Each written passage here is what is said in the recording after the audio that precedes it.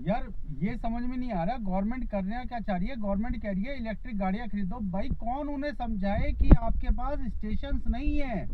मैं high rise society में अगर रह रहा हूँ, फर्स्ट फ्लोर पे रह रहा हूँ, आज सोसाइटी में मैंने बात की कि भाई मेरे पास एक पुरानी गाड़ी है, 10 साल पुरानी, मैं उसको बेचना चाहता हूँ। चलो ठीक है, मैंने बेच दी, पर मेरी सोसाइटी उसको अलाउ नहीं कर रही कि मेरे को चार्जिंग स्टेशन यहाँ पे एस्टेब्लिश किए जाए। फर्स्ट फ्लोर पे अगर एस्टेब्लिश किए हुए जाए, यार 50 मीटर तार, 60 मीटर, वो जो होता था ना पुराने जमाने में कि शादियों में होता था कि नीचे एक लाइट चल रही है और उस पर 100 मीटर और 200 मीटर की तार ऊपर चढ़ के वो यार इस तरह से चार्जिंग स्टेशन एस्टेब्लिश करेंगे हम? इस तरह से इलेक्ट्रिक गाड़ियां चलाएंगे? हिंदुस्तान की पॉपुलेशन आप समझ रहे हो? आप कह रहे हो कि पॉपुलेशन आप पूरी कन्वर्ट कर दोगे, पेट्रोल और डीजल को पूरी तरह से कन्वर्ट कर दो इलेक्ट्रिक में। यार आप इंफ्रास्ट्रक्चर देखो।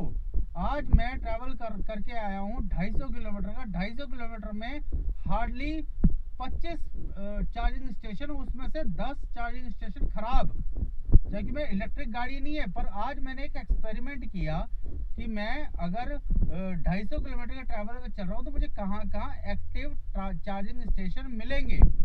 उसमें से 25 जगह मुझे चार्जिंग स्टेशन मिले, पर उसमें से 10 चार्जिंग स्टेशन फेल थे। कहीं पे इलेक्ट्रिसिटी नहीं थी, कहीं पे अगर चार्जिंग स्टेशन है तो 2 चार्जिंग स्टेशन है, चार्जिंग पॉइंट है, उसमें से एक चल रहा है, एक नहीं चल रहा, एक में बंदा नहीं है, कहीं पे ऐप नहीं है। आप ये समझो यार कि आप पूरा हिंदुस्तान को कन्वर्ट करना चाहते हो, पर कितनी जल्दी। आप थोड़ा तो पेशेंस रखो, थोड़ा तो इंफ्रास्ट्रक्चर पे काम करो। बिल्कुल इमीडिएटली आप जैसे दिल्ली में उन्होंने कह दिया 10 साल की डीजल गाड़ियां बैन हो गई, सारी गाड़ियां पंजाब हरियाणा में बिक गई। जैसे तैसे करके लोगों ने हाथ जुड़वाए। आप कह रहे हो पेट्रोल गाड़ी 15 साल चलेगी, लोगों ने हाथ जुड़वाए। अब आप कह रहे हो इलेक्ट्रिक गाड़ियां चली। भाई इलेक्ट्रिक गाड़ियां सक्सेसफुल नहीं है हिंदुस्तान के अंदर, आपके पास इंफ्रास्ट्रक्चर नहीं है। यही बात अगर आप 5 साल, 6 साल, 10 साल बात करोगे, बात लोगों को समझ में आएगी। आज मैंने कम से कम 10 लोगों से बात की है इलेक्ट्रिक। एक मेरा नोन है, उसके पास टाटा इंडिका, टाटा टियागो उसने ईवी ली। भाई साहब लिटरली 6 महीने के अंदर उस बंदे ने हाथ जोड़ लिए।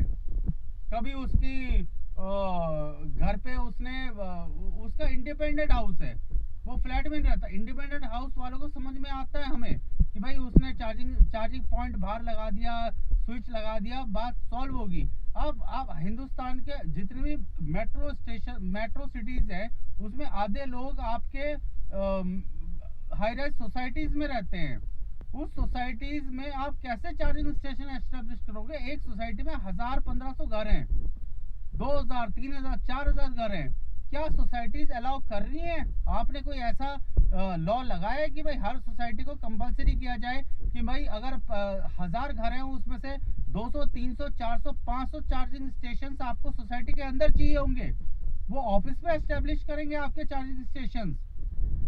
पॉल्यूशन की बात करें, पॉल्यूशन सिर्फ इलेक्ट्रिक गाड़ी, आपकी पेट्रोल और डीजल गाड़ियों से आ रहा है। आज मैं एक लोकेशन पे गया हूँ, पता नहीं कितने लोगों को पता होगा, मंडी गोविंदगढ़ पंजाब में एक जगह है।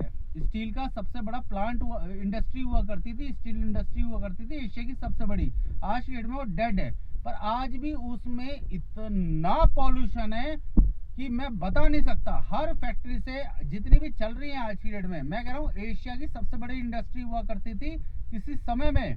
आज की डेट में वो इंडस्ट्री बिल्कुल खत्म हो चुकी है, फिर भी उस जगह पे आप खड़े नहीं हो सकते। अगर आपका बाहर जगह 40 डिग्री सेल्सियस है, उस जगह पे आपको 50 डिग्री सेल्सियस मिलेगा। क्यों? क्योंकि पॉल्यूशन उस जगह पर। आपकी हिम्मत नहीं है किसी की कि उन इंडस्ट्री को खत्म किया जाए, या उनको कोई जैसे गाड़ियों पे इलेक्ट्रिक गाड़ियां कर रहे हैं उनके लिए कोई इलेक्ट्रीफाई कोई मॉड्यूल आपको दिया जाए।